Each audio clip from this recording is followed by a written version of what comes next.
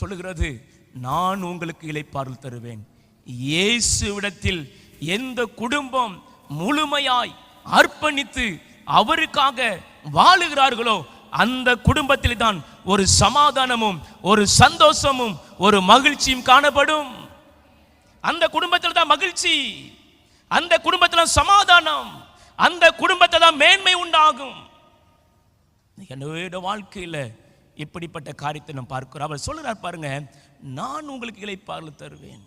அவருடைய இளைப்பாறுதல், அவருடைய சமாதானம் இந்த உலகத்தில் யாராலும் கொடுக்க முடியாதுங்க, யாராலும் கொடுக்க முடியாது.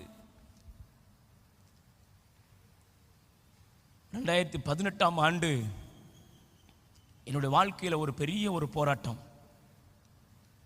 நல்ல மனைவி, நல்ல பிள்ளைகளை கர்த்தர் கொடுத்திருக்கிறார், ஒரு குறைவு கிடையாது, நல்ல ஒரு ஆசீர்வாதம்.